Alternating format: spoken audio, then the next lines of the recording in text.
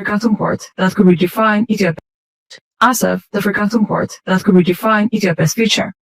In 1993, Ethiopia lost its sea, and the world barely noticed. But what if that loss wasn't just political? It was illegal. What if the Red Sea port of Asab, now under Eritrea, was never meant to be theirs? Because behind the headlines of Italy signed so-called treaties in 1869 and 1882 with local Afar leaders to occupy Asab, it wasn't እንታይ ስከይብልለው እዚኦም ሓውታት ያን ዝኾኑ ጎረቤት ታሪክ ምፍብራኽ ታሪክ ምብልሻው ታሪክ ምጽያቕ ኣካል ናይቲ ክኸድዎ ዝደልዩ መንገድን ዝመርጽዎ ዘለዉ ኩነታትን ምዃኑ ንኽንፈልጥ ኢልና ኢና ሕጂ ነቲ ታሪክ ንኽምዝንባዕ ብፍላይ ናብ ዓሰብ ዘተኮረ መጥቃዕቲ እንዲዮም ዝገብሩ ዘለዉ ዓሰብ ብመሰረቱ ኣብ 1800 ድሕሪት ተመሊሶም መኒሊክ ተቆጻጺርዎ ከም ዝነበረ ነቶም ሱልጣኔት ጥልያን ክጣቱ ከላዶ ከምዚ ከላዶ ኣፍ ደገ ባሕርና ናዩ ጥንታዊ ብጽሒት ኣለና ብዞን ስምዕዎም ሕጋውነትን ታሪኻዊ ውርሻ ከምኡ ድማ ህዝባዊ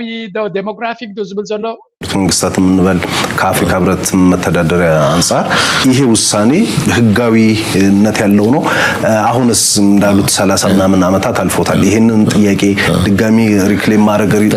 እንደሱ አይነት እንትኖች አሉ። ጥሩ ጥያቄ ነው። ህጋዊነት ማያረጋው በምን የተነሳ ነው? ፐርማነንት የሆነ ጊዜያዊ መንግስት ሳይሆን ቋሚ መንግስት ኢትዮጵያ ውስጥ በምርጫም ሆነ በምን ተቋቁሞ እሱ ቢወስነው ነበር ተገቢን የሚያደርገው። ከም ትሪእዎ ዘለኹም ነቲ ሪፈረንደም ናይ ኤርትራ አንጻሩ ምዝራብ ወላ እውን ነቲ ግዛእታዊ መኒሊክ ምስ ጥልያን ዝፈረሞ ቅድሚ እውን እንትኾነ እቲ ናይ ሩባቲኖ ዝበሃል ኣብ ዓሰብ መፅኡ ምስቶም ስልጣናት ናይ ዓሰብ መጀመርያ ጥልያን ቅድሚ ምምፅኡ ውዑል ክገብሩ ከለዉ እቶም ዝፈረሙ ዓፋር ናይ ዓፋር ስልጣነይት ስልጣን ኣይነበሮምን ምክንያቱ እቲ መኒሊክ ዝበሃል ሽፍታ ወይ እውን እስከዳሓን መራሒ ናይ ተሃገሩ ዝነበረ ዘመነ መሳፍንቲ ሓደ መስፈን ነይሩ ኣብ ኢትዮጵያ ንሱ ሲ ነቲ ገማግም ናይ ኤርትራ ይቋፀሮ ስለዝነበረ እቲ ስልጣነይት ኣብኡ ዝነበረ ሲ ክፍርም ስልጣን ኣይተዋህቦም ስለዚ ብዘይ ስልጣን ስለዝፈረመ ቅቡል ኣይኮነን እቲ ዝገበሮ እዞም ሰባት እዚኣቶም ግን ጥዕና ዘለዎም ኣይኮኑን ክንብል ከለና ሳከቲ ካብ ዜሮ ተበጊስና ኣይኮናን ኣብ ክንዱ ዝኣክል ንድሕሪት ዝመልሰካ ይነበረን ባይ ዘ ወይ ሓደ ካብቲ ኤርትራውያን ዝገብርዎ ዘሎ ብፍላይ ሲራክ አቶ ሲራክ ባህልቢ ነዚ ጉዳይ እዚ ብትክክል ዲባንክ ዝገብሮ ዘሎ እዩ ካልኦት ኪላታት ናይ ኤርትራውን ናይ ብሓቂ ኣገዳሲ እዩ ማእስ እቲ ውዕል ከም ዝተፈረመ ውዕል ድማ ተመሊስካ ብዛዕባኡ ክትዛረብ የብልካን ንኣብነት ምኒሊክ ካልኣይን ጥልያንን ኣብ 1900 ማለት እዩ ናይ ክልቲኦም ኤርትራን ኢትዮጵያ along the ጥዑማት ትውድሌክ መረብ በለሳ እንተ ዝበሃላ በዚ ዘሎ ዶብ ከም ዝሰርሑ ይነግራሎ ከም ዝተሃንፀፀ ወይ እውን ከም ዝተረዳዱ ኣብ 1902 ድማ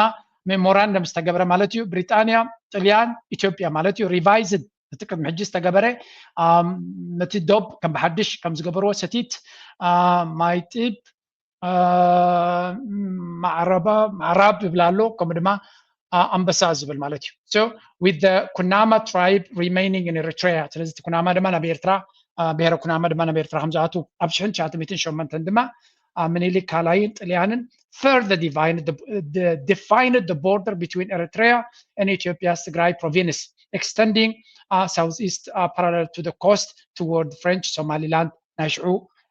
ሽዑ French Somaliland ሕጂ ጅቡቲ ዘላ ስለዚ እቲ ዶብ በሙሉ ከም ዝተሓንፀፀ እዮም ዝነግሩ ዘለዉ እዚ ድማ some argue that treaties were signed under colonial pressure and lack legitimacy post colonial rule ገለገለ ከምኡ ዝብል ሕቶታት ኣሎ ግን መብዛሕትኡ ብፍላይ ወገን ዓሰብ ዝመፅእ ኣርስቲ ወገን ካብ ቀይ ባሕሪ ናብ ኢትዮጵያ ዘሎ 60 ኪሎ ሜትር ሕቶ ናይ ምኒሊክ ከም ዝነበረ እዩ ምኒሊክ እዩ ነቲ ሕቶት ኣቕሪቡ 60 ኪሎ ሜትር ካብ ባሕሪ ግበሩ ለይዶብ ምክንያቱ በቲ ባሕሪ መፂኦም ፀላእቲ ስለዝመፁ ዝነበሩ ነቶም ፀላእቲ ንከይመፅዎ ካብ ባሕሪ ኣርሕቐኒ 60 ኪሎ ሜትር ግበሩ ለይሉ ዝሓተተ ንሱ ከም ዝነበረ እዩ ዝንገር ሕጂ እዚ ንምንታይ ኢና ክንብል ዘለና ናብ ቡሬ ገጾም ፈተነታት ይገብሩ ስለ ዘለዉ መረጃን እናንሳና ወደ በጌታቸው ረዳ መረጃ እናጠናቅቃለን ኢትዮጵያ አላት ተብሎ አብይ አህመድ አለው ኢትዮጵያ በአብይ አህመድ አገዛዝ ስር የምትጠራው ኤኒዌይ አብይ አህመድ እተማመንበታለሁ የሚለው አንድ ስትራቴጂካዊ በልዩ ሁኔታ ጥቃት ይፈጽማል የተባለ በውድ የተገዛ ድሮን ቡሬ ላይ ተመቶ ወድቋል። አልተናገሩም። ቡሬ አካባቢ ላይ አንድ የኢትዮጵያ ንብረት የሆነ ስትራቴጂካዊ ድሮን ተመቶ ተከስክሷል።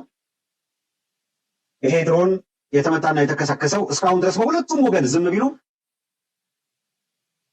የድንበር ተሻግሯል በሚል በኤርትራ የመከላከያ ኃይሎች የተጠለፈ ድሮን እንደሆነ ነው የሚነገረው። كم نريو زلنا أبي أحمد عبدرونات زيادة أمنت كم زلوا بدرونات غيرو دما عودو كينات كغير كم زخل زحسن مراحي مخاني زنقر كم وترو دما درونات ناتو درت ناتن حليفا ويون أب كاسكاس بوتاتات تنكاسعاسا لعلو كل دما تازبالا أقد أشتا كابزوح من جتاتون رخيبا يزلوخي بفيديو ملكا سلسة رغبتا بزنبر استراتيجيكاو درون مالت أقد أسعلاما كبر كهرم زغل كبور زخون درون تتقيمو تنزمك حلن زنبرا دروناتي حنتي أبا خلاح ما خشت كم استغيرتي زنقر زلو زد ما very clear signal أبي أحمد درتنا عقمي نقرو خمزلو درت أبي إرترا زلو عقمي انتاي كم زمسل يم زنقرو زلو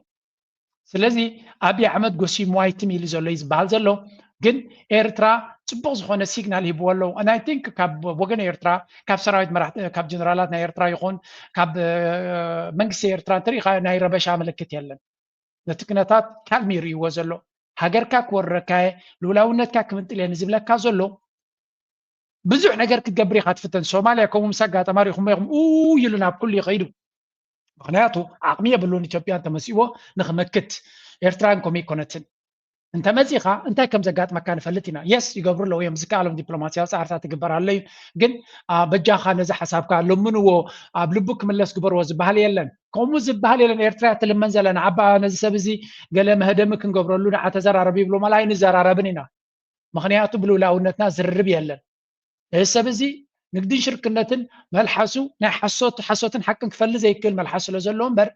تحتو زلك علي بزقة نزرارة بلو قداي يبلنا 3 عمد استواغانا على 3 عمد زمكتنا نسي نخمزي إلنا لولا ونتنا عركيبنا نايترح ودب نختكم سراويتك تولو دمر هيسنا زمتنا سنت بشالا مالا نزي سبز فرينا كنبو زي الحسابي زبل ملسي بتكباري يزركب زلو سلازي إذا درون زيا نفسها زخالت أزارة بيت عرسيا خوينا زلا اتبقنا قردما أبي أحمد قسي موايت ميلي زلو عسرت جزية تهديد تقبر زنبري كأس بغس هامنا تفاي خيط كم زلو يزنقر من البعد أتي زقات ما زلو سأرد ما بكل من قدم رأي دلي هذا كابزي أبزيا سمعوا اسك كنت سلسة كتاحزلكم يدريو زياسك سمعوا هذا I think what the Prime Minister is or the Prosperity Party and all the generals now are pursuing isn't just commercial access to ports, right? It is a piece of real estate, you could call it, for a maritime access for the Navy. Because if you heard the Prime Minister talking about, we've been building the Navy for the last how many years, and he threw a jab at the parliamentarians saying like, were you expecting us to swim here when we've been building the Navy for so many years, so why are you surprised now that we are outlining our demands? I think that was the first blunt approach by him to saying that. زيا تحتو دلا حتو انت تبل دلا بقداينا عصب كون كله ناي ترى أفتق بحري أيكونز دلزلو بغلط بلا مالتي ناي نقدي موتي أيكونز دلزلو مخنياتو أبزناي موداتا بارلاما زموتو حيل بحري نسال 4 عامتنا هنصو زلناسي أبزي ترموز دينا أبزي ترموز نكحنبسو دينا نقبرهم زلنا سلازي هسا بزي انتنشناتو بقلتي غير وزلو سلازي حتى دلا قالوا ناي قدم برايم مينستر نا إثيوبيا زنبره ملس زيناو قالوا يا سمحال ملس مالتيو It's not just a commercial port that Ethiopia is seeking, or he is seeking, or the Prosperity Party is seeking. So I think this is where it becomes a bit a sovereign access, maritime access, versus a commercially negotiated access to commercial port. Okay. So I think Abiy belongs to the Bibi Netanyahu school of of avoiding democracy through war. Right? And so I think even the possibility of a little bit of election pressure actually terrifies prosperity.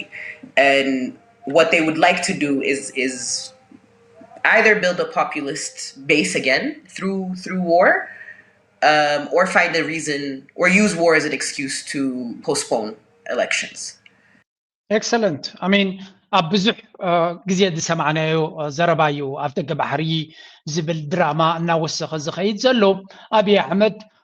محازو ويون تمهراي ناي بيبي نتنياهو ناي إسرائيل مخانيات نقر زلا نتنياهو نفس وكف حتى ناي ديمقراسي ناي مرجع ناي بيت فردن كقرب كله كويناتي زجمر دبدابي زجمر مخانياتو تاب حتى ناي هزبي حتى ناي ديمقراسي بكوينات غيرو كحبا زفتن سب مخانو كل سفليت ويا بزوان زي أبي أحمد دمانعو قديحو مخنياتو مالت بقمت أكون كم تقول إذا حكي كندي جزء أبغازا زجبر زلنا بله زفكر سبي نغازا بزح ما أبنا تاب زتكم زلوا سبي أعمل تزلوا كم نتنياهو كوينك خيز دل سبي سلازي من رجال لنا بإثيوبيا ديمقراطيون يلا we all know that قلت نتانيش شيء زلات بهالون كاباون دفر سبي سلازي إذا عدتوا تياتانيش شيء بهال من رجال تمس زلا أمنا سلو تفرو أبكينات حباز دليو كلا يجن نوع زبالة سلزقون انت سيجمنت كوريس ناتراي يتأكد نسمعكم سلزل نمبر كلا كان تايتبل زيادة أبي أحمد سقطنا يكون تبالو يتسقطنا يكون تبادل ما هدمك الدليل لك كاب كل توم جنرالات ناتو كوينات تزي اللي كبل عوه خوليا سلزق كوينات مالت نعم وجه مالت رايكون كوينات كون كلو أبناء سراويت لوجيستكس بزهر بحيزلو لارجع كل لوجيستكس ناي سراويت إثيوبيا مالتيو توم جنرالات مليونيراتن بليونيراتن غيروم زلوسيو قالنا مقبي قالنا كامباين تاتلو لذي ربح له ما بتكينات أمانة أنا جنزب ربح هذا اللوم كمان يرترى توفيهم سرحوا وين نهاجر لهم كسر السبات يكون سلذي أبي أحمد تتكمل زلوا أفتق بحري دلي ناي نقدي سقطات كود لاي دلي all everything is a staged thing دايما داي تباهي لزق برزولي أبزي هذا ما نتا زلا كنتات أنا تربي له ملي سلوا مالو أبراهام يدوز فلت إيرترا لو على ونت إيرترا استقبل أول كي تخيل تقبله دحري أبي حمد غاب سلطان نخيو جدون وكل عينت من سيرترا والمسوات خفيلو 4 كيلو زقمته سبعي أي فوتني عسب من كبزها واي فلتني زور نقول له وعلى الجرس ناي بعد ناي زلام بس يروب ترحليو زكالل وعلى الجرس كاب دوب السودان اسكاب جيبوتي زلو أي كالل اللي وعلى الجرس نمت أي شعو عين فوتنينا زي بالعبي حمد سبدنا أنا البيت بتاع تلفزيون تقبل أي اللي هو على الجرس بالنبلة كابينا بيوم تقع زم سبعة انتي مسلك بشور مرهز بحال يلا أو إيكونومي مرهي يلا إيكونومي أجندة نسل زي إيكونومي ما عارف متزارون عنير أو إيكونومي أو بوليتيكا متكل يلا كم دور هو ترد زبالة مش حار كم تلكم أو كل يوم زي أتربح يدخلوني يا إلى ترز ولا نقدر ترويهم يوم تقولوا مرز بالله رأى بمسرته ريد وان دفتنا بوليتيكا خريك سمع خيانيركا عسى كم يجيركا بينو حقي بينو سنموت نايت بيات خون زي نايت فات أجندة أي تتصنع حتى فاتي زول كره هرد يوم تقولوا له مناري خيانيركا نوع إذا أتزاربت أفيا لومي عسل إثيوبيا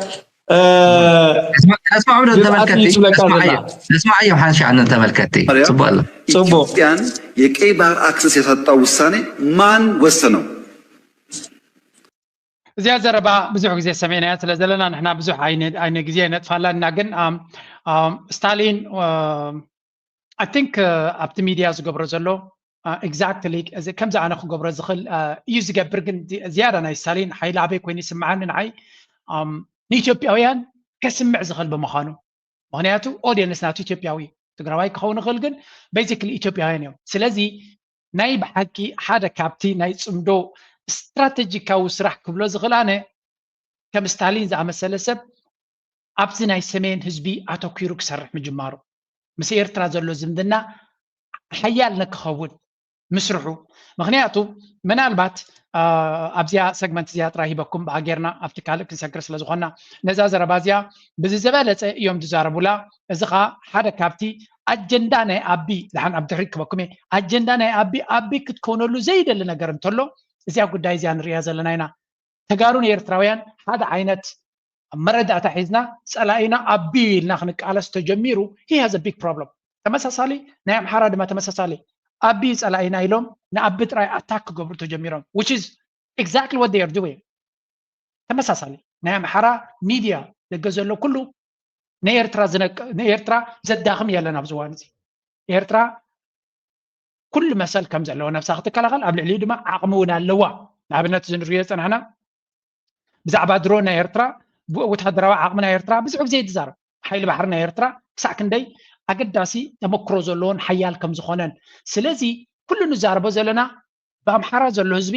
ኣብ ትግራይ ዘሎ ህዝቢ ብኣምሓራ ዘሎ ሚድያ ኣብ ትግራይ ዘሎ ሚድያ ብፍላይ ናይ ኣክቲቪስት ሚድያ ማለት እዩ ናይ ኤርትራ ከምኡ እውን ገለ ክፋል ናይ ኤሊት ናይ ኦሮሞ ኮላይ ሚድያ ናቶም ሓደ ዓይነት ተማኺርካ ወይ እውን ተረዳዲካ ወይ እውን ብድሕሪ መጋረጃ ኣጀንዳ ዝበካ ዘሎ ስለዘይኮነ ስለዘሎ ዘይኮነስ እንታይ ዳ ኩልና ሓደ ጸላኢ ከም ዘለና ፈሊጥና ኣለና እቲ ጸላኢ ድማ አብይ ኣሕመድን ብልጽግናን ይበሃል ስለዚ we are hitting him ሓደ ብሓደ ልክዕ ከምዚ ኩላቶም ከምዚ ዓውደ ኩናት ናይ ባፅእ ኣላ ሓንቲ ትዝክርዋ እንትኾንኩም ናይ ፈንቅል ነታ መርከብ ኣብ ባሕሪ ዝነበረ ሲቶም ሰራዊት ናይ ህዝባዊ ግንባር ማለት እዩ በቅ ብኩሉ ብለይቲ ተቐድሐት እያ ካብ ኩሉ ግንባራሲ ካብ ኩሉ ወገን ኮይኖም ናታ መርከብ ጥራይ ይሃርሙ ለይቲ ስለ ዝነበረ ድማ እቲ ዝሓርም ዘሎ መመፅኡ ይዓልብ ልክዕ ከምኡ ድማ ንኣቢ ሰብ ኩሉ ብኩሉ እናጨመተ ክሃርሞ ይጅምር ኣሎ እዚኣ ድማ እንታይ ትገብር ኣብ መወዳእታ ናይ ኣቢ ውጥቀት በዚያ ትሳለጥ እዚኣ ኣብዚ ሕጂ ዳ ዲቤት ኣምፅኦማ ዝነበሩ ቅድሚ ሕጂ ስለ ዘረቡ ይሆናል ብለን ንሱ ኣብ ኤርትራ ናፅነታ ክትወሃብ ዘፍቀደ መን እዩ ብለብላ ድዩ ባይቶና ድዩ ወላ ካቢነና ድዩ ወላ ጅንዕፍሪትና ድዩ ገለ ዝብል ቅድሚኡ ድማ እቲ ሕጂ ሎም ኣማኻርናቱ ዘሎ ርድዋን ድማ ኣካል ኣጋጣሚ ብዛዕባ ዓሰብን ብዛዕባ ቀይ ባሕርን ክትዛረቡ ተኮይንኩም ንመለስ ይኹን ህወሓት ወይ እውን ገለ ይኮንኩም ትኸሱ ኪዱ ንመሊሊ ክሰስዎ ንሱ ንጥልያን ረኪብዎ ዓድዋ ግንባር ስዒረ ወይ እውን ኩናት ናይ ዓድዋ ስዒረ ኢሉ ዝጀሃር መንግስቲ ወይ እውን ንጉስ እሞ ተኽብሮ ዓድዋ እንድሕሪ ስዒሩ እንታይ ክገብር ቀይ ባሕሪ ዘይከደናቱ እንተዝኾ እንታይ ኣብኡ ጠጠው ዘብል ነይርዎ ዝሰዓረ እኮ ይኸይድ እዩ ኣብ ዓውደ ኩናት ዝሰዓረ ድማ ኣብ ጣውላ እውን ይስዕር ስለዚ ከይዱ ዘድልዮ ዘይመለሰ ኖ ዓድዋ ናይ መወዳእታ ደቡ ስለ ዝነበረ ስዒሩ እዩ እኮ ኔጎሲዬሽን ክገብር ጀሚሩ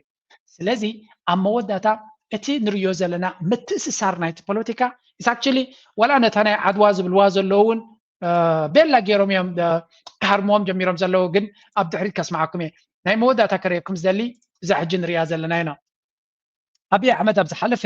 ናብ ራሻ ከይዱ ንፑቲን እንታይ ኢሉ ነይሩ ምስ ፑቲን ሓረካት ገይሩ ኒኩለር ክንገብር ኢና ከምኡ ድማ 35 እሱ 35 ነፍዕ ጀት ክገዝዩ ራሻ ኣብ ጎንና እያ ዘላ ኣብ ጉዳይ ናይ ኣፍደገ ባሕርና ምሳና ኣለብ ነይሮም ምናልባት እቶም ግብፃውያን ነቲ ዝዛረቦ ሲሪየስ ዝወሰድዎ መስለኒ ናይ ግብፂ ቶፕ ናይ ሴኩሪቲ ኣድቫይዘር ሰርጌይ ሾይጊ ዝመርሖ ዓብ ልኡኽ ምስ ግብፂ ተራኺቡ ኣሎ ኣብ ከመይ ኩነታት ተራኺቡ ኣሎ ኣብ ቨሪ ኢምፖርታንት ታይም ምክንያቱ ኣብይ ኣሕመድ ኩናት ገብርን ገለን ገብርን ኣብ ዝሓስበሉ ዘሎ ቀዳመይቲ ጸላኢት ናተይ ጨፍሊቃ ትሕዘኒ ዘላ ትቕርቅረኒ ዘላ ድማ ግብፂ ኣብ ዝብለሉ ዘሎ ግዜ ግብፂ ናብ ኤርትራ ተኣቱላ ግብፂ ናብ ጅቡቲ ትመፃላ ግብፂ ብሱዳን ትመፃላ ግብፂ ብሶማልያ ትመፃላ እናበለ ኣብ ዘጉርዓሉ ዘሎ እንታይ ይግበር ኣሎ ራሻ ዝዓበየ ዝምድና ምስ ግብፂ ትገብራላ ኣቐድም ኣቢሉ ድማ ዶናልድ ትራምፕ ብኣካሉ ገይሹ መፅዎም ነይሩ ልዕሊ ኩሉ ድማ ዶናልድ ትራምፕ ምስ ግብፂ ዘለዎ ዝምድናን ሽርክነትን ልዑል ክኸውን ምዃኑን ኣብ ጉዳይ ናይ ኒል ድማ ናይ ግብፂ መርገፂ ከም ዝሕዝ ብተደጋጋሚ ፈሊጥ ይሎ ስለዚ ኢንዳይሬክትሊ ኣቢ ኮምፕሊትሊ ኣይዞሌትድ እዩ ኮይኑ ዘሎ ኮምፕሊትሊ ዓበይቲ ሓይልታት ንዑ ከትሕኑ ኢሎም ዝፍትን ማንም ክህሉ ከም ዘይክእል ኤሮፓዊ ሕብረት ቅድሚ ቁሩብ እንታይ ኢለኩም ነይሩ ኤሮፓዊ ሕብረት ፕሬዚደንት ናይ ግብፂ ኣብ ብራስልስ ከይዱ ልክዕ ናይ ግብፂ መርገፂ ሒዙ ፅሑፍ ምስ ኣውፅአ ኢትዮጵያ ውይ ክትብል ቀኒያ ኣምባሳደር ናይ ኢትዮጵያ ኣብ ብራስልስ ድማ ኦፊሻሊ ክሲ ወይ እውን ነቐፌታ ወይ እውን ኣሉታዊ ዝኾነ ፅሑፍ ብዛዕባኦም እዚ ጌጋ ምዃኑን ከምዚ ክበሃል ከም ዘይግብኦን ኢሉ ክስ ዳርጋ ነቒፎም ነይሩ ስለዚ እንታይ ኢና ንርኢ ዘለና ዩሮፒያን ዩኒየን ምስ ግብፂ ይኸውን ኣሎ ራሽያ ምስ ግብፂ ኣሜሪካ ምስ ግብፂ ኤርትራ ድማ ናይ ግብፂ استراتيجيكاዊ ፀብለልትነት ኣብ ልዕሊ ኣቢ ኣመና ይዘርባሓ ምክንያቱ ኣብ እንታይ ዝደሊ ነይሩ ዲፕሎማቲካሊ ንኤርትራ ኣይዞሌት ክገብር ሓስብ ነይሩ boy he's losing big time እዚ ከዓ ከመይ ኤርትራዊ ኮይና ክንሪኦ ከለና ኩሉ እቲ ዝመፀና ዘሎ ፈተና ኤርትራ ብዙሕ ከይገበረት ይፈሽል ስለ ዘሎ እዩ ኤርትራ ድማ indirectly ካብዚ ኩሉ ዝካየድ ዘሎ Do you need to retire? Michael Saylor ran the numbers. ጥሮታ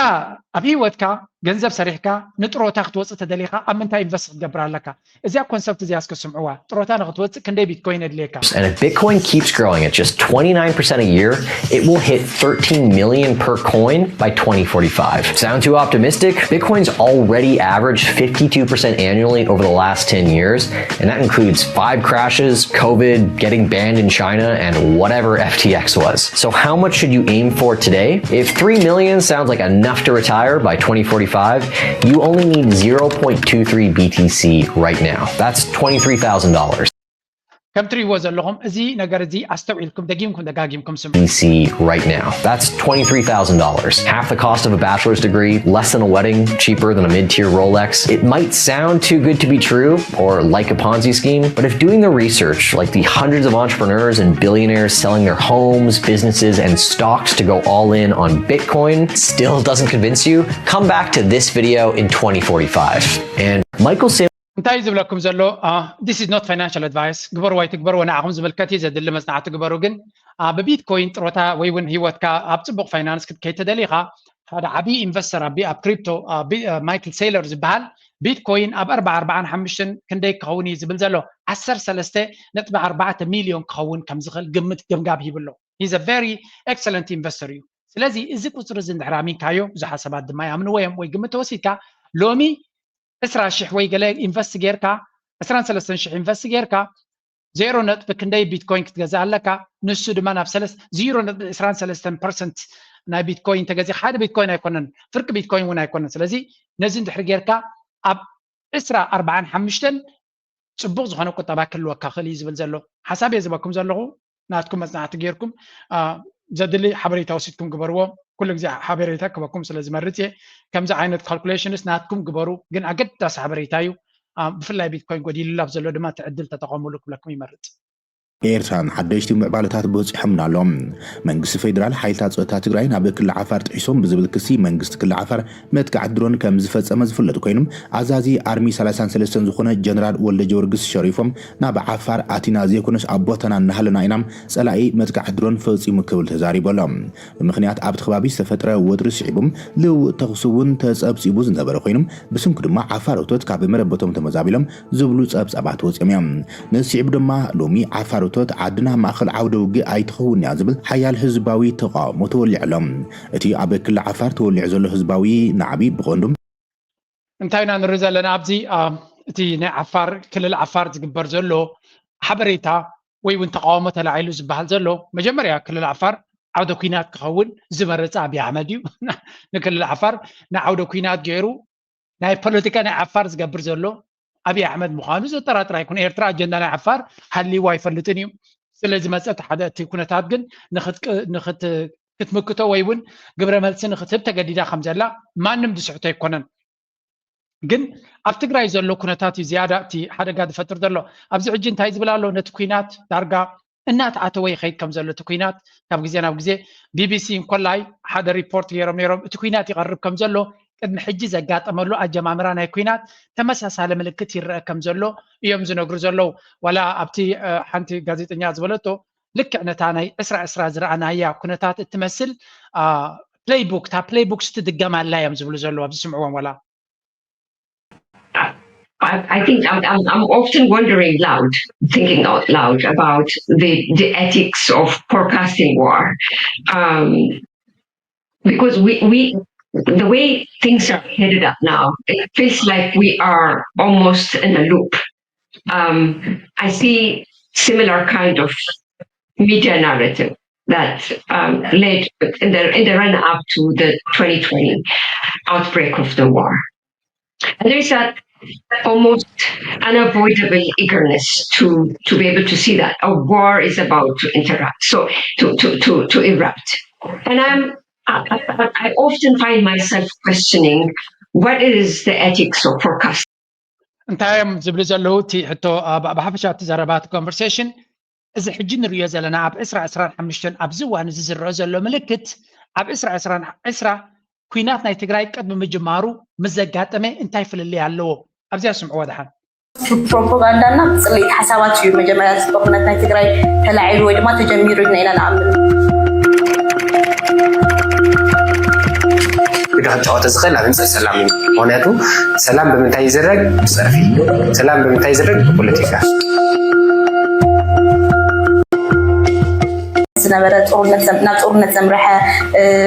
ሶሻል ሚዲያ ኣብ ሚዲያታት ዝነበረ ተብላይ 60% ኦልሞስት ፕሮፓጋንዳ እና ጽሌት ሓሳባት እዩ መጀመርያ ጦርነት ናይ ትግራይ ተላዒሉ ወይ ድማ ተጀሚሩ ኢና ንኣምን ከምዚ መጽናዕታት ዝብልናውን ማለት እና ቀድምና ሜዳ ወሪዱ ጦርነት እዚ ምጅማሩ ኣብ ሶሻል ሚዲያ ዝነበረ ኣብ ሚዲያታት ዝነበረ ጽሌት ሓሳባት ናይ ጽሌት ዘረባታት ፕሮፓጋንዳታት ሚስ ኢንፎርሜሽናት እዩ ናብ ሜዳ ንኽወርድ ደፋፊዎሙ እሱ ነገር ድጋሚ ንኸይፍጠር በተለይ ድማ ኣብ ሴፍ ስፔስ ንምፍጣር ስለልኮነ ዓዲሙ ዝተሰርሐ ዙ ኤአይ ሞዴል እዚ ኣብ ኦንላይን ወይ ድማ ኣብ ሶሻል ሚዲያታት ዘለው ደቂ ኣንስትዮና ዝጎድኡ ሜንታሊቲአን ብጣዕሚ ዳሜጅ ዝገብሩ ፅሑፋት እውን ናፈለያ ዲቴክት ዝገብረና ኤአይ ሞዴል ሓፈሻ እቲ ተገይሩ ዘሎ ኢሎም ዝብልዎ ዘለው ነቲ ቅድመ ኩናት ዘጋጥም ዘሎ መድረኽ ነቲ መድረኽ ሕጂ ዝእቶ ዘሎ ወይ እውን ኦልሞስት ኣብይ ኣሕመድ ብጁላይ ገይሩ ብካድረታቱ ገይሩ ብካልኦት ሓይልታት ገይሩ ናብ ህወሓት ናብ ትግራይ ክገብሮ ዝደሊ ዘሎ ኣጀንዳ ናይ ኩናት ዳርጋ ፅቡቅ ጌራ ኣንፂፉ ኣሎ ክንብሎ ንኽእል ኢና እዚ ድማ ብተደጋጋሚ መልክዕ ክወፅእ ፀኒሑን ርኢናየን ኣለና ኣካል ናይቲ ዝበሃል ዘሎ ኩነታት ድማ እዚ እውን ክንብሎ ንኽእል ኢና ማዕ ፕሪቶርያ ሙሉእ ብሙሉእ ኣብ ግብሪ ከም ዘይወዓሉ ኩሎም ወገናት ክዛረቡ ይስምዑ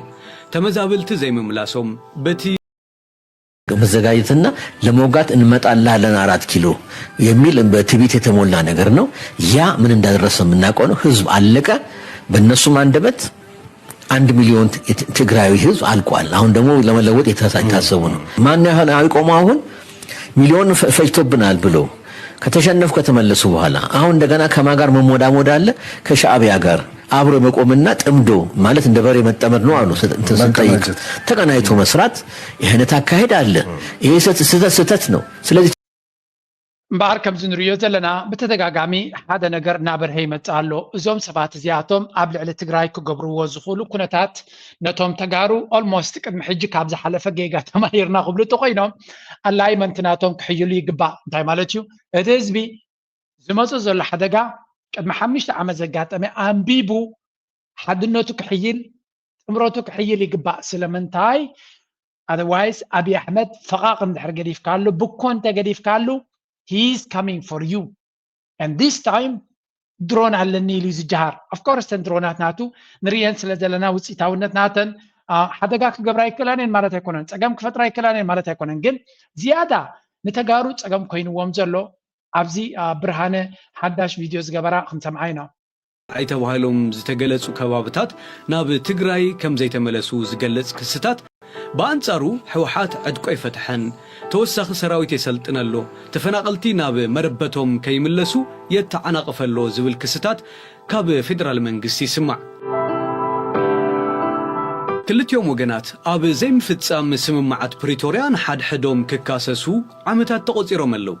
ኣብዚ ቀረባ እዋን ድማ ተረርቲ ቃላት ክለዋወጡ ይረአዩን ይስምዑን ቅድሚ 5 ዓመት ዝነበረ ሚዛን ሓይሊ ሎሚ ኣዝዩ ተቀይሩሎ መንግስቲ ፌደራል ኣብ እዋን ኩናት ትግራይ ቀንዲ መጻምድቱ ዝነበሩ ሓይልታት ፋኖ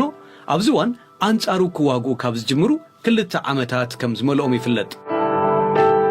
ሰራዊቱ ናብ ትግራይ ዋፊሩ ምስ መንግስቲ ፌደራል ብምውጋን አንጻር ሓይልታት ትግራይ ዝተዋግአ መንግስቲ ኤርትራውን ኣብዚ እዋን ንምሕደራ ኣብይ ኣሕመድ ሕቁ ሂቦሎ በአንጻሩ ሕወሓት ምስቲ ኣብ ትግራይ ከቢድ ገበን ፈጺሙ ክብል ክኸሶ ዝጸንሐ መንግስቲ ኤርትራ ምውጋኑ ይዝረብ ከም ንሪኦ ዘለና እቲ ኩነታት ናብ ዝበለፀ ኩነታት ንህወሓት ወይ ንትግራይ ኩናት ተመፅዩ ካብ ቅድሚ ሕጂ ዝነበርዎ ኣጸቢቑ ተቐይሩ ከም ዘሎ ኣጸቢቑ ተቐይሩ ከም ዘሎ ይዝንገር ዘሎ ምናልባት እዚያ ዘረባ ስምዕዋ ጀሚሩ ከምታ ታመወዳእታ ተጠቒምካ ቃል ዝጠቕሙ ንመን ከም ዝሳተፉ ስለ ዘይፍለጥ ሓበራዊ ትማሊ ሓበራዊ ፀላ ኣለና ሕወሓት ኢሎም ናብ ትግራይ ዘመት ሓይሊ ነይሩ ብወገን ኤርትራ ነይሩ ብወገን ኣዲስ ኣበባ ነይሩ ብወገን ኣምሓራ ነይሩ ናይ ክልላት ፍሉይ ሓይሊ ገለታት ነይሩ ሶማልያ ሞቃዲሾ ዘይቀረት እቲያ እያ አልሸባብ ወቅዕኹም ለኹም ኢላኳ መጽያ አትያ እያ ሕዚ ድማ ተመሳሳሊ ናይ ህልውና ጉዳይ ዝገጠም ሓይልታት ኣሎ ብወገን ትግራይ ኣብ ዓፋር ኮይኑ ትግራይ ዝወግዕ ሓይሊ ዘጣይሾ ኣሎ ስርዓት ኣፍሪሶ ኣሎ ናይ ፕሪቶሪያ ሰላም ስምዕ ረሲዐየ እየ ዝበለ ሓይሊ ኣሎ ፍርቂ ግዝኣት ትግራይ ናብ ድርድር ዘቕረበ ብሪፈረንደም መራሂብ ዝበለ ኣሎ 1 ሚልዮን ህዝቢ ትግራይ ኣተፈናቂሉ ኣሎ ሕወሓት ኣይፈልጠካን ኢሉ ሰሪዘካ ኣለኹ እየ ዝበለ ኣሎ ፖለቲካ ኔጎሽሽን ኣይገብርን እየ ኢሉ ምስ ትግራይ ኣብ ፌደራል ኣብ ፓርላማ ዝኾነ ውክልና ዘይብላይ ተፈጢራ ኣላ ኣምሓራ ሓይሊ እንዮ ዝዋጋእ ሓይሊ እንዮ መዓልቲ ማልቆት ማልፍ ላይ ፍልይ ዝበለ ነገራት ይረ ኣሎ ኦሮሚያ ሓይሊ ኣሎ ብዙሕ ናይ ዓፋር ድማ ትሪኦ ኣለካ ኩሉ ሓደ ኩሉ ተዋሂሉ ናብ ሓደ ዘነፃፀረ ጉዳይ የጋጥሞ ኣሎ እንድሕር ገጢሙ ኣብይ ኣሕመድ ኣብቲ ፓርላማ ተዛረበ ጉራ ንግደፎ እሞ ውፅኢቱ ንፈልጤና ዝበሎ ንግደፎ እሞ ውፅኢቱ ብግልባጩ እንተኮይኑ ናይ ኢትዮጵያ ቀጻላይ ዕድል ኣይትኸውንን እያ ዝብሉ ሰባት ኣለዉ ንክትፈላለ እውን ይከብድ ትግራይ ብዙሕ ትፍንጨል ኣምሓራ ብዙሕ ትፍንጨል ኩሉ ድማ ናይ ባዕሉ ሓይሊ ክመፅእ ሒዙ ክመፅእ ትግራይ ናይ ባዕሉ ሓይሊ ሒዛ ክትመፅእ እያ ኣምሓራ ናይ ባዕሉ ሓይሊ ናይ ኦሮሚያ ሓይሊ እንዮ እታ ኢትዮጵያ ሲ ናብ ናይ 1983 እውን ሃይልካ ትህነፃ እውን ኣይትኸውንን እያ ዝብሉ ወገናት ኣለዉ ብናይ ትግራይ ፐርስፔክቲቭ ተሪእኻዮ ኣብዚ እንታይ ቁዋም ክትሕዝ ትኽእል እንድሕር ኣትየ ኣለኹ ጀሚረ ኣለኹ ብዚ ኢሉ እንድሕር ጀሚሩ ትግራይ ኣብ ምንታይ እያ ቁዋም ጠጠው ክትብል بعبيو تزبيرترا يكون نايكرن أفريقيا تعذاب زلوا زتبع مدرخ ويون زحتو زلوا حتو ملسد ما نصور زي كنا تاتيو اسكت تجارون تايبلو بزي قداي زغن سما أنا أنتي يبدو مثلك أستالين تقرأي كلمنا إيرترا ومجمارو ملك اختزياء لزعم مغنياتو توقع تقرأي في حادث لزي كايرو ኣብ ልዕሊ ትግራይ መጀመርያ ዝዋጋእ እየ ዝብል ብቀዳማያት እውን ዝኾነ ሰባት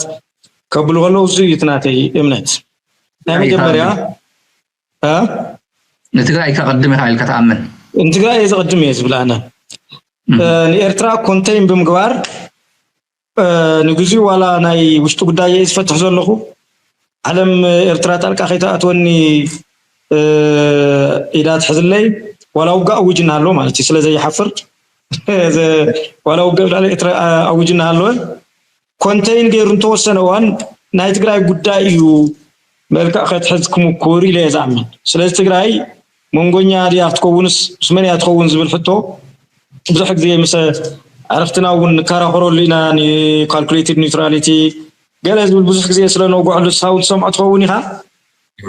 ትግራይ by default ባዕሉ ኣብይ መጀመርያ ስለዝነኻ መሬታውን ተወሲዱ ስለዘሎ ወል ፕሪቶሪያውን የፍርሶ ስለዘሎ ናይ ትግራይ መርገፂ ግልጽ ባዕሉ መጀመርያ ክስታይ ዝገብራ ዘሎ ማለት ነው ናይ ትግራይ ተላልፋ ግልጽ ምክንያቱ ኣብይ ኣሕመድ ትግራይ ኒውትራል ክትከውን ተደልዩ መሬታ ክምልሰላሎ ወል ፕሪቶሪያ ብግብቅ ተግብረሎ بمسألة البريتوريا ناي political negotiation كايدلو تግራይ አካል ኢትዮጵያ ገራሉ መጀመሪያ هذه تግራይ አካል ኢትዮጵያ አይኮነትን በፍስታይ በጭቡነት ፓርላማ ያለ ነው ሁሉ ጊዜ ነው ለማለት ስለዚህ ናይ ትግራይ አሰላልፋ አብይ አህመድ ባዕሉ መልክዕ ትሕዘለ ትውግውን ቡ ይጅምርላ ጀሚሩውን ኮኒ ትኩስሎ ሐቀቅ ትኩስሎው ናይ ትግራይ አሰላልፋ ግልጽ ተፈቶ ተጸለ አብይ አህመድ ኮም ገበር ኮም ኾውን ይገብር ስለዘለ ማለት ነው ካሊ ግልጽ አሰላልፋ ናይ አምሓራ ኃይሊ ከምዛን ሪያ ዘለና ታ ጉዳያ ናይ በሐቂ አገራብ መድረኽ ስለዘለና እስከዛ ናይ አምሓራ ጥራይ ሰሜና ንሐልፍ በርግጸኛነት ከአምሓራ ሞቢላይዝ ገይሩ ናብ ቀይ ባሕር ዝወስዶ ኃይሊ ዳርጋ ዜሮ እዩ በዘይ ካተሙሱ ዘሎ ፒፒ ማለት ነው እዚውን ግልጽ ናይ ሞቃዲሾ ጉዳይ ግልጽ እዩ ፋይናሊ ምስመን ጠጠው ከምትብል ግልጽ እዩ ናይ ኤርትራ ጉዳይውን ፋይናሊ ምስመን ጠጠው ከምትብል ግልጽ እዩ ዛት ስዋይ ተኽእሎ የለን ዝብለካ ዝነበርኩ አንተ ወስ ማለት ወይ ተኽእሎ ማለት ሙሉ ሃሙኡን ቆልቡን ኣብ ዓሰብ ገይሩን ትዋጋእሲ 4 ኪሎ ሰኪር ድገብራ ይኽእል ድዩ ኣብይ አሕመድ ሓደ ጉድሆዚ ተኽእሎ ዘስነሉ ካላይ ተኽእሎ ዘስኖ ኣብ ኢትዮጵያ ዕለታዊ ናብራ ዘማርሮ ህዝቢ ዝበዝሕ ህዝቢ ድኽነት ጫፍ ወፂኡ አዲስ አበባ ዘለዉ ሰባት ተሓትት ትኽእል ኢኻ ከመይ ዝበለ ህይወት ይደፍኡ ከም ዘሎ ንሕና እስኳ ብኣውርኡ ኩሉ ነገር ተፈረደና ህዝቢ ስለዚ ቶም ተኽእሎታት ዝብለካ 60 ዲግሪ ከበው ትግራይ በሁሉም አቅጣጫ ተከበው ነዳጅ ተቆርጦ ሁሉም ነገር ተቆርጦ ነው እኮ ያልቻሉት። አሁን ደግሞ እዛን ጊዜ የነበራቸው ነገር 70-80% እጃቸው ላይ የለም። የኤርትራ ሰራዊት ነበራቸው እጃቸው ላይ የለም። ጭራሽ ወደ ጦርነት እንገባለን ብለው ሁለቱም እየዛቱ ነው። አማራ ክልል እዛን ጊዜ ያለው ከምዚ ዝብልዎ ዘለዉ እዩ አብይ አሕመድ ንትግራይ ክሃርም ከሎ ብዝሓለፈ ኩነታት ኣብ ኢዱ ነይሩ ንዑ ዘዕውቶ ነገራት ኣብ በዓሉ ዝተዓወተ ዝመስሎ ዘሎ ዕሸል ናይ ፖለቲካ ወይ እውን ዕሸል ናይ ኩናት ስለ ዝኾነ ወይ እውን ነቲ ኩነታት ብትክክል ከምብቦ ስለ ዘይከኣለ እዮም ዝብሉ ዘለዉ ምክንያቱ ትግራይ ኣብ ዝሓለፈ ኩናት ዝዓበየ ግንባር ዝዓበየ ዶብ ናታ ምስ ኤርትራ እዩ ኤርትራ ድማ ምስ ኢትዮጵያ እዩ ነይሩ ምስ አብይ አሕመድ እዩ ነይሩ ብሓደ ወገን ዓፋር ዝበሃል ኢትዮጵያ እዩ ሙሉእ ብሙሉእ ድማ ኣብ ጎኒ ኢትዮጵያ ነይሩ ምናልባት ንእሽተይ ክፋል ምስ ትግራይ ነይሩ ክኸውን ይኽእል እዩ ዝዓብዩ ምስ ዓቢ ነይሩ ኣምሓራ ምስ ዓቢ ነይሩ ጥራይ ዘይኮነስ ኣምሓራ ብውልቁ እውን ትግራይ እዩ ዝወጊ ነይሩ ብወገን ሱዳን ዘሎ ድማ ሱዳን ምስ ዓቢያ ነይሩ ስለዚ እዚ ትግራይ ዝበሃል ዝገጠሞ ኣብ 2020 ኣብ 2025 ናይ ሰማይ ምድሪ ፍልይ ዘሎ ሕጂ ዘሎ ኩነታት ግን ኩላቶም ብጀካታ ናይ ዓፋር ትበሃል ግንባር እቲ ኣምሓራ ዝበሃል ክልል እንድሕሪኹሞ ብሙሉእ ብረት ኣልዒሉ 2 ዓመት ልዕሊ 2 ዓመት አንፃር ኣቢ ኣብ ብርቱዕ ዝኾነ ኩናት እዩ ዘሎ ብዙሕ ግፍዒ ድማ ኣብ ልዕሊ ህዝቢ ይወርድ ኣሎ ስለዚ ኣምሓራ በይኑ ዝቃለስ ዘሎ ትግራይ ናይ ትግራይ ኩናት ክጅምር እዮም ዘልዩ ዘሎ ሰም ምክንያቱ ዕረፍቲ ክረኽቡ ገለ ክፋል ናይ ኣቢ ናብ ኣምሓራ ናብ ትግራይ ክኸደሎም ደልዮም ሙሉእ ሓይሊ ናይ ኣቢ ናብ ልዕሊኦም መፅኡ ስለ ዘሎ ኤርትራ ብዓብዩ ዝዓበየ ነቲ ዓውደ ኩናት ዝቕይር ዝነበረ ሓይሊ ድማ ንባዕሉ ምስ ኢትዮጵያ ናብ ኤርትራ ወራር ከካይድ ዝብል ስለ ዘሎ ስለዚ ናይ ኣቢ ካልኩሌሽን ኩናት ተጀሚሩ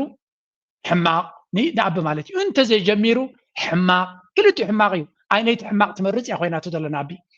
ኩናት ተጀሚሩ ከምዚ ንሪኦ ዘለና እቲ ኩሉ ኣናብባ ናይቲ ዜና ንኣቢ ሕማቕ እዩ ክኸውን ኩናት ተጀሚሩ ድማ ከይጀመረ ናይ ምውዳቕ ተኽእሎ ዝለዓለ ስለ ዝኾነ እቲ ኩነታት ብኩላ በቲ ተኸትካ ወጮ ኮይናቱ ስለ ዘለያ ዳትስ ዋይ ኣብ መንጎ ፀቕጢ ወሪድዎ ዘሎ ብፍላይ ድማ ሓደ ኣስፔክት ድማ ብብዝሒ ዝረአ ዘሎ እዚ እዩ አትክንና አትክን ወድን ክንገልደ የምትዘልቀው ቆይ ስንት ቀን ነው እስቲ እንጠይቃችሁ ስንት ቀን ነው ገላችሁ የምትጨርሱት ይኸው 7 ዓመት እኮ ገደላችሁ ምን አተረፋችሁ ገደላችሁ እኮ 7 ዓመት እኮ ያለ ማቋረጥ ገደላችሁ እኮ 366 ቀን በመግደሉ ላይ እኮ ነው ያላችሁ እስቲ ምን አተረፋችሁ ንገሩኛ ያተረፋችሁት ከዚህ ተመለሱና ወደ ልባችሁ ወደ ውስጣችሁ ሄዱ ቆሙና አስቡ ዶክተር አብይ ምን እያደረጉ ነው ቆይ ምን በወሉ ያስደስተውታል ይሄ ነገር ደስ ይለውታል የእህቶች ተቆራርጦ መሞት ያስደስተውታል የህፃናት ተበጣጥሶ መሞት ያስደስተውታል የእናቶች ጥቁር ለብሶ እንደዚያ የእናቶች ብሓፈሻ ከም ንሪኦ ዘለና ኣብ ልዕሊ ሃይማኖታት ብፍላይ ኣብ ልዕሊ ኦርቶዶክሳዊት ቤተክርስትያን ዝገብሮ ዘሎ መጥቃዕቲ ናይ ኣቢ ሰፊሕ ዝኾነ ተቃውሞ የጋጥሞ ከም ዘሎን ብብዝሒ ድማ ኣብ ልዕሊ ኣመንቲ ኦርቶዶክስ ትገብሮ ዘለኻ ዝብል ተቃውሞ ሰልፊ ከምኡ ድማ ኣክቲቪዝም ሕጂ ክረኽበን ኣይከኣልኩም ቪድዮታት ግን ብተደጋጋሚ ኣብይ ኣሕመድ ዝገብሮ ዘሎ ኣብ ልዕሊ ተኸተልቲ እምነት ኦርቶዶክስ ብዝብል ካምፔይን ገጅፍ ካምፔይን እዩ ዝግበር ዘሎ ስለዚ ማሕበረሰብ ዓለም ኣብ ልዕሊ ኣቢ ፀቕጢ ንክገብር ፃውዒት ዝቐርብ ዘሎ ብብዙሕ መንገዲ ዝቐርብ ዘሎ እዚ ከዓ እንታይ ዝገብር ዘሎ እቲ ንኣቢ ሓደጋ ይፈጥረሉ ኣሎ ወይ እውን ናይ ኣቢ ሓደጋ እናበኣሰ ይኸይድ ኣሎ ዝብል ድምፂ እናበኣሰ ይኸይድ ኣሎ ንኣብነት እዚኣ ለንቀነ ክዘውር ዝቐነየት እያ እንተሪኢኹማ ከም ትሪእዎ ዘለኹም እቲ ኣመንቲ ኦርቶዶክሳዊት ቤተክርስትያን قبل اليوم بزور زول قفعي ناي اكتيفيزم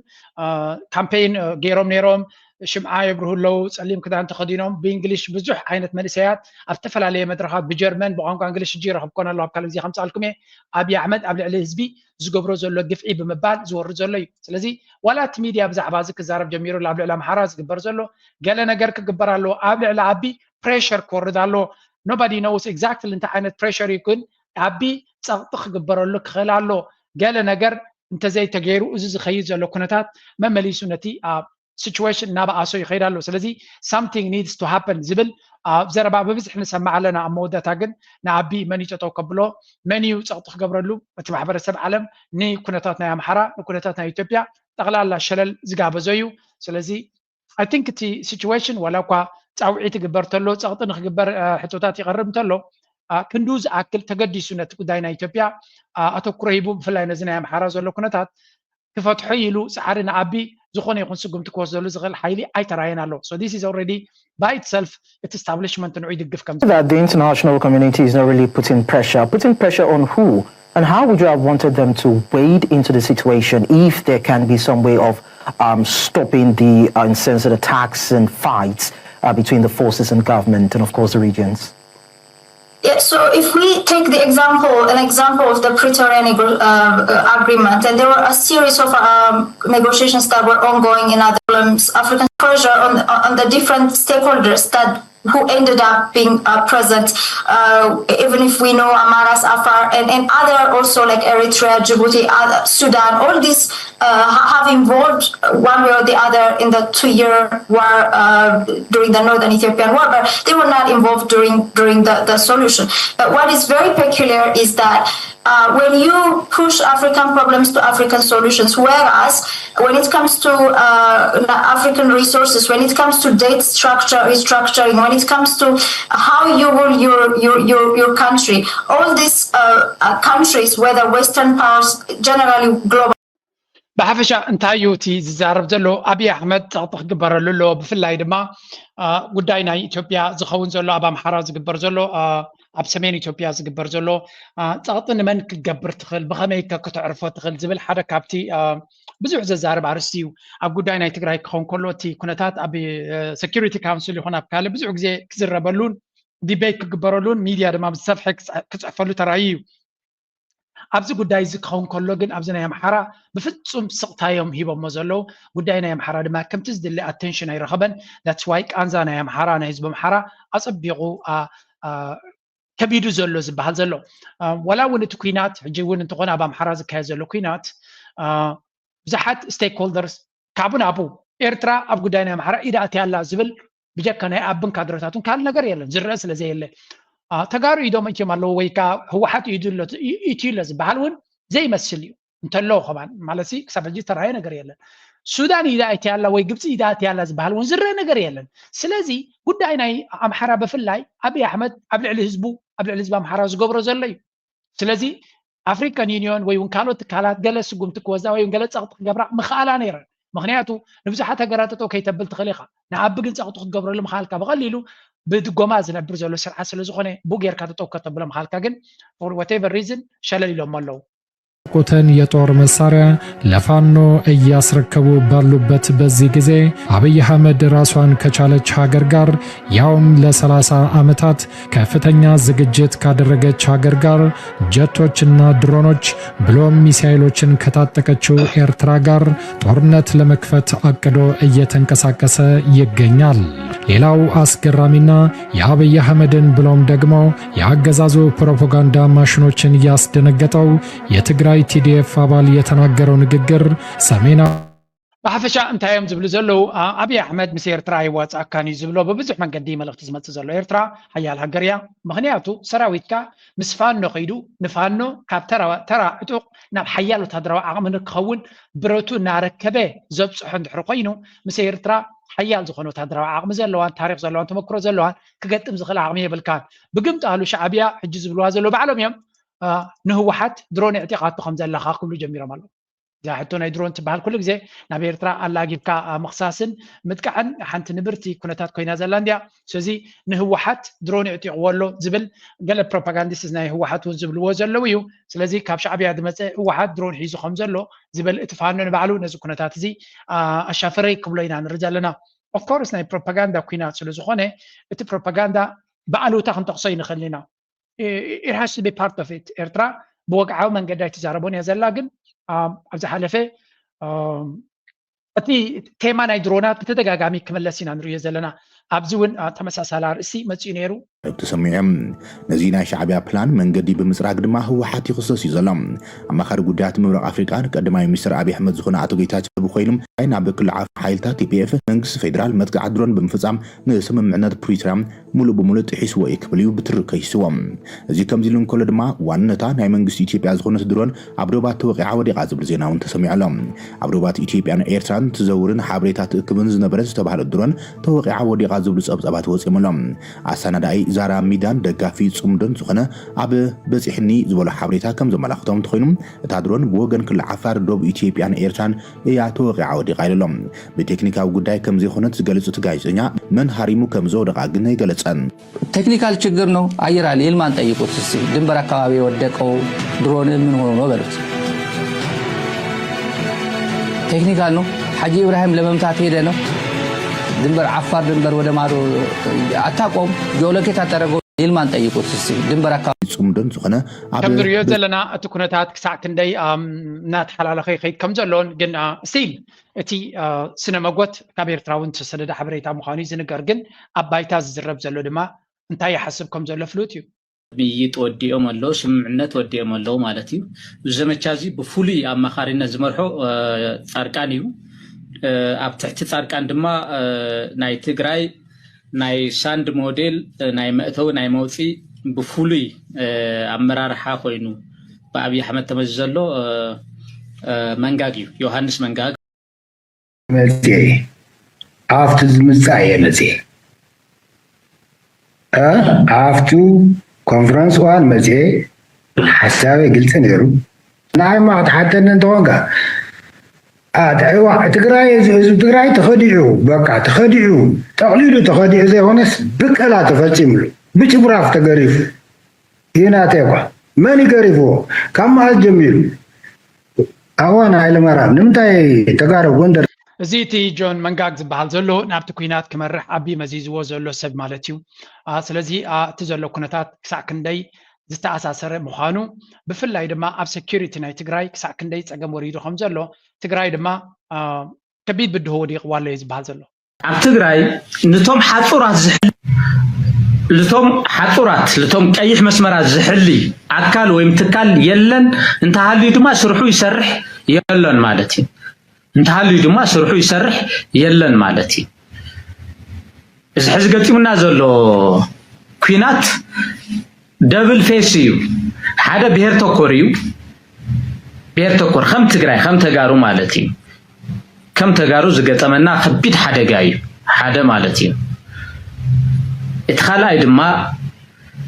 ከም ፖለቲካ ማሕበረሰብ ዝገጠመና እዩ ህዝቢ ትግራይ ካብ ኢትዮጵያ ናይ ቋንቋ ናይ እምነት ማሕበረሰብ ጥራሕ ኣይኮነን ናይ ፖለቲካ ማሕበረሰብ እውን ዝተወደበ ናይ ፖለቲካ ማሕበረሰብ እውን እዩ እዚ ዝተወደበ ናይ ፖለቲካ ማሕበረሰብነት ኣብ ኢትዮጵያ ውሽጢ ህዝቢ ትግራይ ጥራሕ እዩ ዘሎ ወይ ከዓ ኣብ ህዝቢ ትግራይ ጥራሕ እዩ ዘሎ እዚ ኣብ ሕወሓት የለይ ሕወሓት ኩሉ ግዜ ይከፋፈል ኣሎ ንሪኦ ኣለና ምቾት ይገብር ኣሎ ጀስት ላይክ ኣና ሜቢ ስለዚ እቲ ህወሓት ዘለዎ ብድሆታት ከምዚ ንሪኦ ዘለና ኢና ኣብ መወዳእታ እቲ ኩነታት ናቶም ትግራይ ከቢድ ብድሆ ገጢምዎም ከም ዘሎ ነዚ ብድሆ እዚ ድማ ክገጥምዎን ክስዕርዎን ከም ዘለዎ እዩ ዝንገር ዘሎ ሓንቲ ኣብዚ ናይ ኤርትራውያን ትምልከት ክንርኢ ብዛዕባ ናይ ዓድና ጉዳይ ኩላህና ንዕዘቦ ዘለና ነገር እዩ ብዙሕ ግዜ ሓደ ነገር ነታ ክብርታ ዓዲ ዝትንክፍ ክርከብ ከሎ ኤርትራዊ ኩሉ ኣወንዚፉ ቀዳምነት ድሕነት ሃገር እዩ ዝብል ሕጂ እውን ዘይትዕድል ተኮይኑ 2018 ለውጢ መፅኡ እቲ ናይ ቅድሚኡ ዝነበረ ምሕንጋድ እገዳ ባድመ ዶብ ዝብል ቋንቋታት ካብ ኩሉ ውሽጣዊ ጉዳይናን ዓብ ጉዳይናን ንኸይንዛረብ ኣፍና ዓቢሱና እሞ ዶብ ሉዓላዊ መሬት ኤርትራ ተታሒዙ ከሎ ካልእ ቋንቋ ተራእዩኩም ድዩ ኣብ ዝብል ኣብኡ ተታሒዝና ዳርጋ ናይ 10 ዓመት ፍሉይ ዕድል ጠፊኡ 2018 ድማ ለውጢ ተረኺቡ ተባሂሉ እዚ ናይ ዶብ ዕንክሊል ተፈቲሑ ኢልና ተስፋ ጌርና ክንብቅዕ እቲ ሓጎስ ጎፀቲ እውን መወዳእታ ኣይኮነትን ኩናት ስዒቡ ሕጂ ድማ ነቲ ኣብ ኩናት ዘሰዓቡ ኣብቲ ናይ ቀደም በሰላ ናይ እገዳን ናይ ስደትን ኩሉ ምስ ደምፅኦ ንዕኡ ከነሕዊልና ክንፅበ ከለና ተወሳኺ ዝኽትምና ተወሳኺ መስዋእቲ ተወሳኺ ምዝንባል ከዓ እንደገና ኣጋጢሙ ኣብዚ እዋን እዚ ንዓና ንጎረባብትናን እውን ኣረኻኺብሎም ማለት እዩ ሕጂ 2018 ዝተቐልቀለ ተስፋ በርዒኑ ግን ኣሰላልፋ ከዓ ተቐይሩሉ ሕጂ እዛ ኣሰላልፋ እዚ ሓድሽ ቋንቋ ናይ ሕውነት ዝመስል ኣብ መንጎ እቶም መዳውብትና ዝኾኑ ሰባት ይረአ ኣሎ እዚ ሕጂ ዓብይ ተስፉ ነገር እየ ዝርእዮ ምስ ትግራይ ዝተገብረ ኩናት ወይ ከዓ ምስ ትግራይ እኳ ክንብሎ ንኽእል ኢና ምስ ሕወሓት ዝተገብረ ኩናት ነቲ ህዝቢ ለኪሙ ህዝቢ ኤርትራ ዋጋ ከፊሉ እንደገና ከዓ ህዝቢ ትግራይ ከዓ እዝዩ ደኺሙ ኩልና ግን ብዓቢ ጓሂ ከም ትሪእዎ ዘለኹም ነዚ ኩነታት እዚ ኣብ ኤርትራ ብኩሉ ዓይነት ፖለቲካዊ ኣሰላልፋ ዘሎ ህዝቢ ናብ ጉዳይ ናይ ሉላውነቱን ግዛታዊ ሓድነቱን ናፅነቱን ክኸውን ከሎ ኣብ ሓደ ክሰምር ክኽእል ኣለዎ ንብሎ ዘረባ ብብዙሓት ወገናት እንሪኦ ዘለና ትስፉ ኩነታት እዩ ናይ ፖለቲካ ፈላላይን መረዳእታን ካልእን ክህልወካ ንቡር እዩ ልውላውነትካን ግዛታዊ ሓድነትካን ዝደፍር ግን ኩልኻ ዓገብ ምባል ኣገዳሲት ኤርትራዊ ዲኻ ኣይኮንካን መለክዕ ሳያ ክትከውን ትኽእል እቲ ካልእ እዚ ድሕሸና እዚ ክትብል መሰል ክኸውን ይኽእል እዩ ዝያዳ እቲ ኣገዳሲት ግን ሓደ ንልውላውነትካ ዝደፍር ክመፅእ ከሎ ኣበይና ይኸውን መርገፂኻ ከምቶም ሓደ ንሪኦም ዘለና ምስ ኣቦ ኮይኖም ኣቦ ክወርር ኣለዎ ኤርትራ ዝብሉ ዲኻ ወይስ ኣቢ ይኹን ስርዓት ናቱ ዝገብሮ ናብ ኤርትራ ቀይሕ መስመር እዩ ትብል ስለዚ ኣባ ኣገዳሲት እያ እናበልና ንስግር ዘለና ሓንቲ እስከለንቀነ ዝሰማዕ እኳ ንካልኦት ኣብ ውሽጢ ዓዲ ዘለኹም ድማ ክትጠቅም ትኽእል ሰላም ኣብ ዘለኹም ሰላምን ቅሳነትን ይምንየልኩም ሓዊኩም ሰመረ ካብ ቺካጎ ሎሚ ብዛዕባ ናይ ገዛ ክራይ ኢና ክንዛረብ ማለት እዩ ገዛ ክራይ ከመይ ኩነታት ኣሎ ገዛ ድካረዩስ ከመይ ኣለዉ ተኻራይትስ ከመይ ይነብሩ ኣለዉ ስቱድዮ ሕጂ 1500 1600 ኮይኑ ማለት እዩ ስቱድዮ ኣሜዚን ስቱድዮ ማለት ከዓ ክሽነን ዓራትን ፊት ንፊት ብሓደ ኣለዋ ማለት እዩ ስለዚ ቬሪ ስሞል ማለት ንእሽተይ ዝኾነ ገዛ ማዕረ ክንደይ ከቢሩ ከም ዘሎ ክትፈልጡ ዘሎ ማለት እዩ ምክንያቱ ኣነ ሕጂ ከምቲ ዝመፃ ኩሉ ግዜ ክዝክሮ ማለት እዩ